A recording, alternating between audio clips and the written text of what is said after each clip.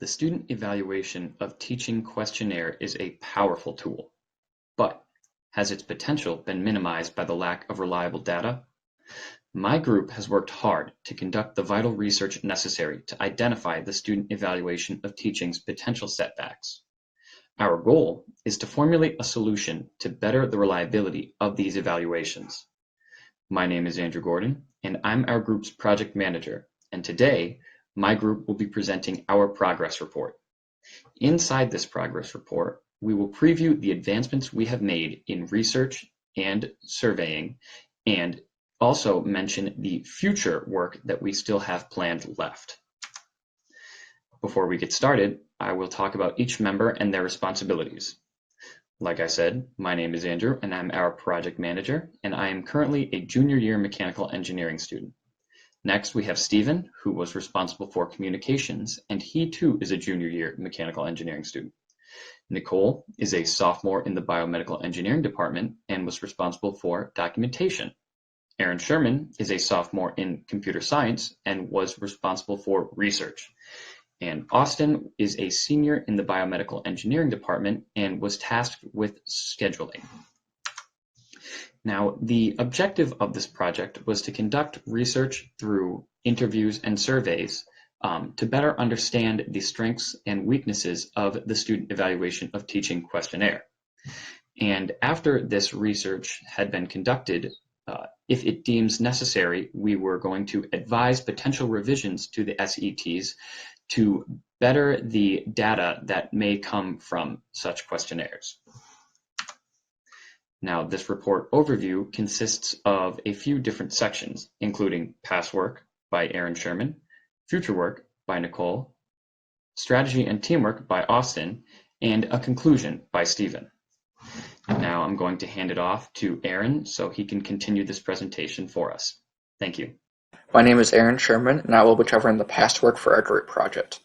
So for our team meetings, we like to meet either once or twice a week, just to discuss the tasks we hope to accomplish in the upcoming week, as well as make sure we're all on the same page with one another. Also, we like to do a lot of the work together, so in our team meetings is when we accomplished our discussion posts as well as written some of the survey questions. So for our primary research, we've done two major things so far. We've conducted some student surveys, and we've written some professor interview questions. Also, for the secondary research, we found 5 online studies and articles relating to SETs. So for the student surveys, we asked everyone 11 questions. In the screenshot to the right, you can see the first 2 questions relate to the background information of the students. This just will help us better understand the audience when we analyze the data. Also, the remaining questions primarily focused on the conduction and format of the SETs. When we first distributed these surveys, we didn't know how many responses we were going to get, but surprisingly, we received over 50 responses, and we were happy with it. However, some of the results were not as expected. So these were some of the questions that we received expected results. The first one being, are you more likely to fill out a survey for a professor you dislike? Based on the secondary research we've conducted, this is a very common situation. Many students feel stronger emotions to professors they dislike, and as a result, want to fill out a survey, leaving harsh comments and results. The second question is, do you feel as if SATs are taken into careful consideration? We expected this to be a no because when we first decided to do this project, we felt the same way. So it is fair to assume that we expected many students to say no to this question. And the third question is, would you be in favor of potential reform of the SAT? We expected most students to say yes because we feel the same way, and a lot of the multiple choice questions just seem to be not relevant. So these are some of the questions that we received surprising results. The first being is, did you take the time to answer these SAT questions to the best of your abilities? We expected this to be no, because we see a lot of our fellow classmates not taking them seriously and just rushing to get out of there because they want to leave the class.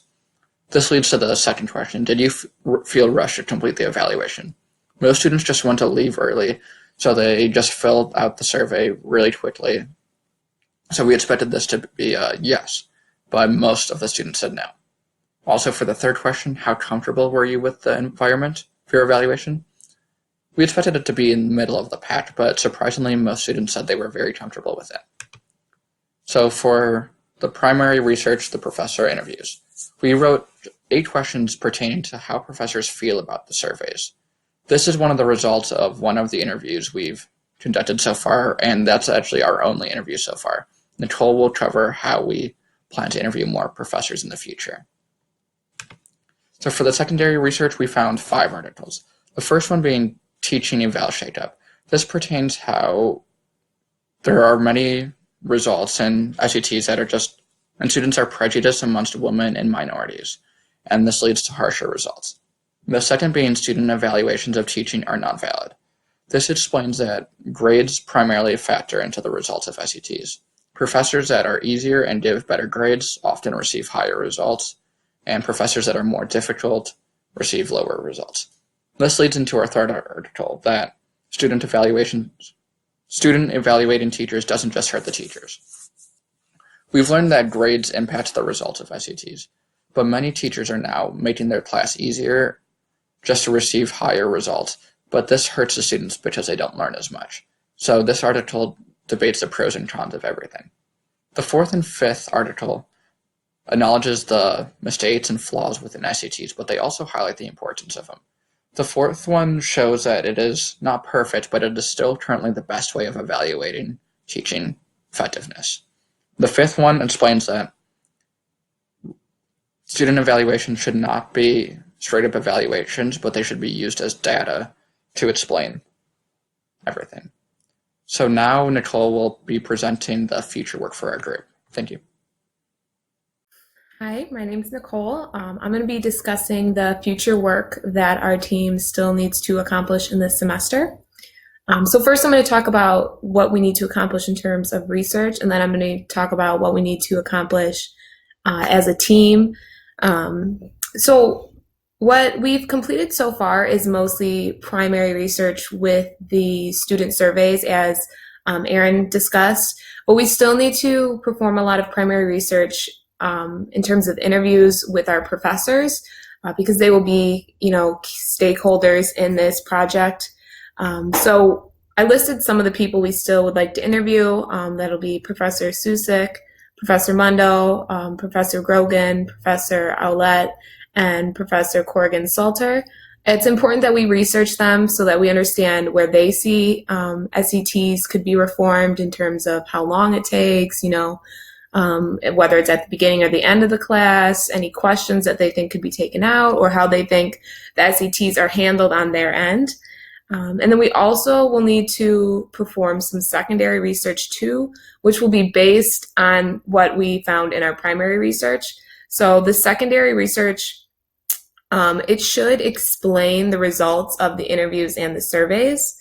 So we're going to use it to maybe explain why students might want more of the SETs to be at the end of the class versus the beginning, or why certain students might grade a professor poorly based on race or anything like that. And then we also want to use secondary research to come up with solutions. So just see what other SETs people have put in place, see what works, see what doesn't work. So next, I'll be talking about teamwork and areas of improvement. So after we complete all of our research, we have to analyze the results of the research and see, what common suggestions were amongst the students. Other questions we ask, like the timing, if they think it should be reformed, and then talk to the teachers and see what they thought, and use all this data to come to a final solution.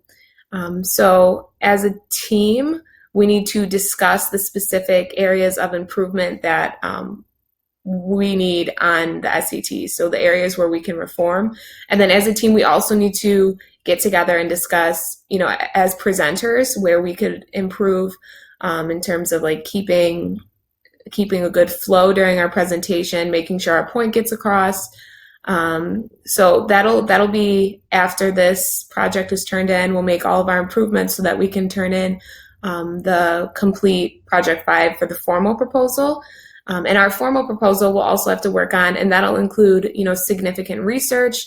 So what we asked questions about and the data we received that was important. It'll also include a budget. There shouldn't be any budget in our research because it'll mostly just be retyping and reformatting. We shouldn't have to make any purchases or anything like that. And next we'll be talking about we'll also have to discuss the audience, so who the stakeholders are, the students, the professors, faculty, anyone like that. And then finally just coming up with a plan of action, displaying our solution, what we think the best option will be for timing, conduction, format of the SETs. So next, Austin will be discussing what we have done as a team, our teamwork, our schedule, things like that. And thank you. My name is Austin Cook. I am a senior in the biomedical engineering department at Wayne State. And I'm going to be talking a bit about teamwork and our current project schedule. So shown on screen is a updated timeline of our current project progress for projects 3, 4, and 5. Project 3 shown in blue, project 4 in green, and project 5 in red. Please note that each of the project deadlines are highlighted in the yellow boxes. So we've completed project 3, and we are on schedule to complete project 4 by the 10th of April, as shown on here. Additionally, under the project 4 section, we've included some aspects that are going to be incorporated into project 5, such as our primary research, which includes conducting interviews and surveys. We plan to also have this completed by the deadline for project 4, so we can spend the majority of the time focusing on the drafting of the actual document and presentation of project 5. So a little bit about the overall current status. We are on schedule, as I mentioned previously, to complete project 4 for April 10th, as well as projects 5A and B for April 24th. Our current objective, in addition to completing this project, our project 4, would be to conduct surveys and gather feedback, and then afterwards we plan to compile this data and publish any conclusions we have from them.